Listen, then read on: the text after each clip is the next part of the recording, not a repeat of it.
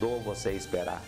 Deus está mandando falar para você que alguma área da sua vida, em alguma coisa que você está orando, e alguma coisa que você está pedindo a Deus, Deus está mandando esperar. E quando Deus manda esperar, não quer dizer que Deus não vai responder, não quer dizer que Deus não vai lhe abençoar. Deus está mandando esperar, é porque Ele vai fazer. Então você, meu querido, minha querida, que está me vendo agora por esse canal de televisão, Deus manda lhe dizer nessa noite que Deus tem uma palavra de vitória para a sua vida. Deus manda lhe dizer que Ele tem uma palavra de bênção para a sua vida. Você que vai me assistir através do site, você que vai ver através de um vídeo, Deus manda lhe dizer: espera, eu tenho uma palavra de bênção e de vitória para a sua vida. Deus está mandando você esperar, assim como Deus mandou Abraão esperar. Deus está mandando você esperar o tempo dele, que no tempo dele Ele vai cumprir tudo aquilo que Ele falou concernente à sua vida. Então espera, olhe para a pessoa que está ao seu lado aí nessa sala e fale para ela assim: Deus está mandando você esperar. Amém? Essa é a primeira resposta de Deus: espera. E nós conhecemos a história de Abraão. Abraão, no entanto, ele deu ouvido à sua mulher e a esposa interpretou errado. Acontece muito isso. Interpretou errado a promessa de Deus e disse: Abraão, eu já estou na menopausa, acabou-se o ciclo menstrual, não deve ser seu filho comigo. A promessa de Deus era com Abraão e a esposa Sara. E sabe o que acontece? Sara manda com que o seu esposo venha coabitar com Agar, venha deitar-se com Agar. E a palavra de Deus diz que nasce Ismael. Mas Ismael não era e não foi o filho da promessa. Sabe o que Deus manda falar para você? Que o que Deus falou, Ele vai cumprir na sua vida. Portanto, não se precipite. Espere o tempo de Deus. No tempo certo, nessa área da sua vida, Ele vai cumprir a promessa sobre a tua vida. Amém? A segunda resposta de Deus, se você tem a sua Bíblia, abra ela em Deuteronômio capítulo 32, versículo 52, o último versículo do capítulo 32 de Deuteronômio. Está escrito assim: pelo que verás a terra diante de ti, porém não entrarás nela, na terra que darei aos filhos de Israel. Sabe, amados, eu fico pensando, todos os homens da Bíblia foram homens usados por Deus, abençoados por Deus, mas para mim Moisés foi um homem de muita ousadia. Você quer ver um homem que teve tanta ousadia? Esse homem é Moisés. Moisés, em um dado momento da vida, quando está ali, recebendo as leis de Deus, os 10 mandamentos, você se lembra? E Moisés agora é surpreendido por Deus, Deus falando: olha lá o que o teu povo está fazendo. Moisés desce, o povo está adorando bezerro de ouro. Tem tanta gente adorando bezerro de ouro, perdendo a bênção, trocando a bênção de Deus, como eu sempre digo em algumas mensagens minhas, por um prato de lentilhas, trocando a bênção de Deus por um prazer carnal, trocando a bênção de Deus por qualquer coisa.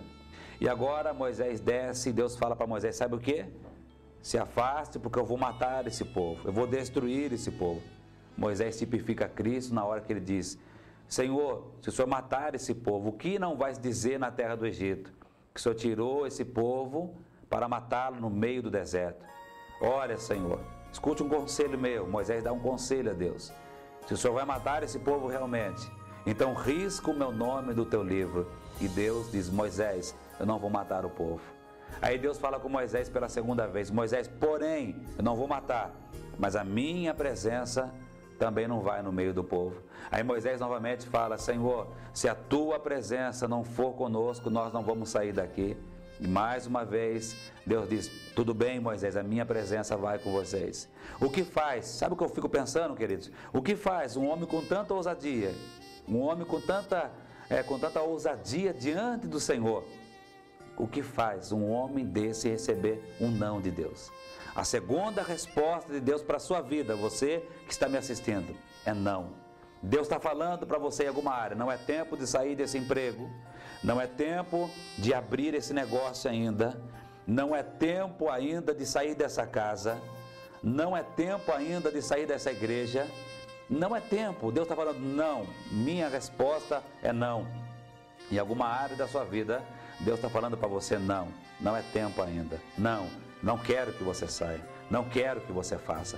Deus está mandando falar para você que a resposta dele, a segunda resposta dele para você, como Deus disse a Moisés, é não. E agora, talvez muita gente, né? Tem muita gente que não sabe porque Deus disse não para Moisés. A pessoa se pergunta, né? Pastor, mas como pode um homem tão usado por Deus receber um não de Deus? Pois é, você precisa entender por que Moisés recebeu um não de Deus. Sabe por que Deus disse não para Moisés? Você se lembra quando o povo sentiu sede, quando saiu da terra do Egito? Eles começaram a murmurar. A multidão começou a murmurar e disse: Moisés, tu nos tiraste da terra do Egito para morrermos de sede. Olha, Moisés, estamos no meio do deserto. Não tem água aqui, Moisés. Vamos morrer de sede. O que adianta? Saímos do Egito e morremos de sede nesse deserto. Aí Moisés vai, ora a Deus. Sabe o que Deus fala para Moisés? Está vendo aquela rocha ali, Moisés? Está vendo aquela rocha ali? O que você tem na sua mão? Se você não tem uma vara, um cajado, pega essa vara, pega esse cajado, fere a rocha, Moisés. E Moisés pergunta: mas Deus, eu vou ferir a rocha e vai acontecer o quê? Deus diz: quando você ferir a rocha, vai jorrar água. E assim acontece. Se você ler a Escritura, você vai ver que Moisés pega o seu cajado, fere a rocha, e no momento que ele fere a rocha, jorra água. A multidão bebe água. Os homens, mulheres, crianças, até animais se fartam, bebem água. Só que eles caminham mais algumas horas, caminham mais algum tempo, tornam a ter sede. Sabe o que eles fazem? Em vez deles serem gratos a Deus e crerem no milagre de Deus, murmuram de novo. Eu quero abrir parênteses aqui, eu quero que você entenda uma coisa. Seja mais grato a Deus por aquilo que Deus fez, por aquilo que Deus te deu. Seja grato a Deus pela esposa que Deus te deu, pelo marido que Deus te deu, pelos filhos que Deus te deu. Seja grato, você filho, pelo pai, pela mãe que Deus te deu. Seja grato a Deus por tudo que Deus te deu. Pastor, não aguento mais pagar aluguel. Mas seja grato a Deus porque Deus tem dado condições. Deus tem abençoado você para pagar o seu aluguel, para pagar a sua conta. Tem um hino da harpa cristã, o hino 370, que diz: mais grato a ti, Senhor. Seja grato ao Senhor. O povo era muito murmurador. O povo murmura de novo. Aí Moisés ora a Deus de novo, pela segunda vez. Deus, o povo está com sede. Sabe o que acontece? Deus fala para Moisés: Moisés, fale para a rocha, ordene que a rocha dê água. Aí Moisés, perturbado com o povo, atribulado com o povo, ele pega o cajado e fere a rocha de novo, pela segunda vez. Esse foi o pecado de Moisés. Talvez você está me olhando agora por esse canal de televisão e fale: mas pastor, isso não é coisa de Deus falar não para Moisés. É assim, queridos.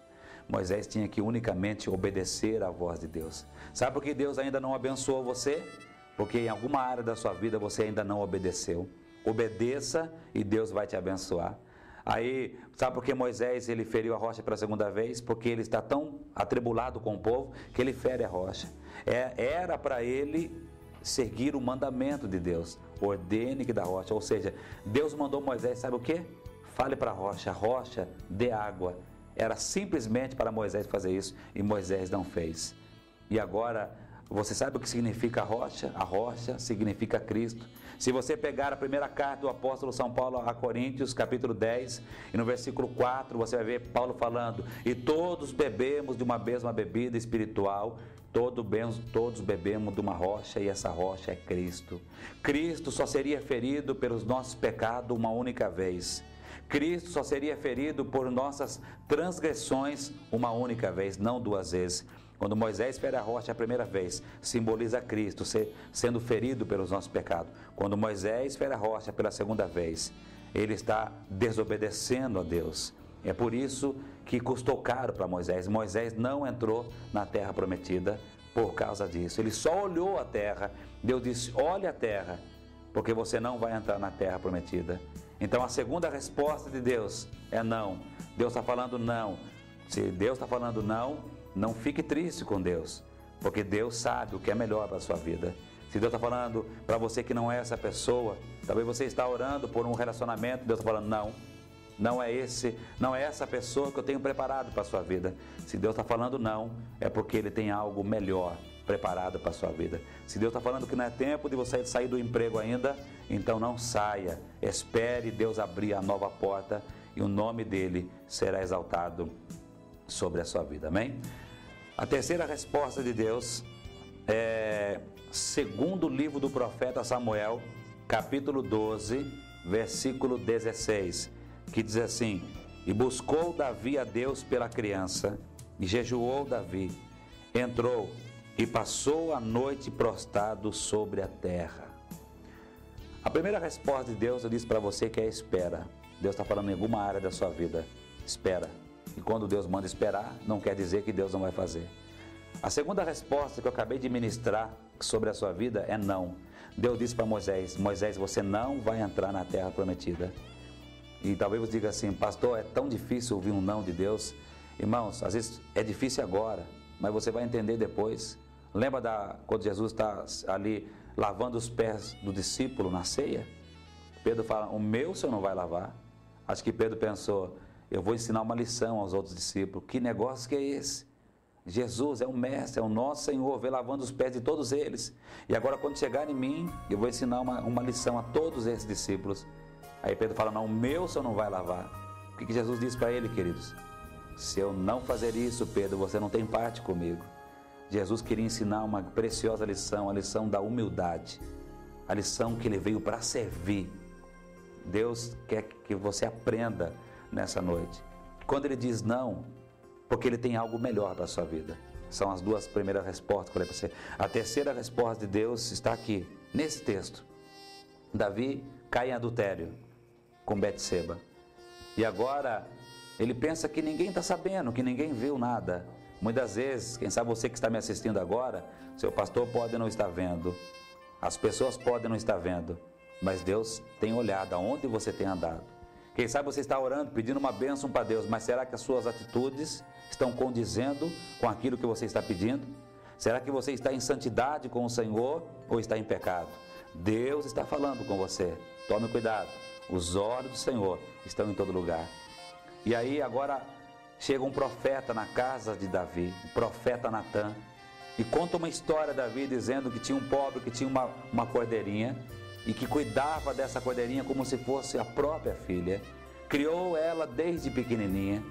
E tinha também um rico que tinha muitas cordeiras, muitos animais. E chegando um amigo do rico, o rico manda tomar do pobre, matar e preparar o amigo. E aí quando o profeta brada: Davi, esse homem é digno do quê?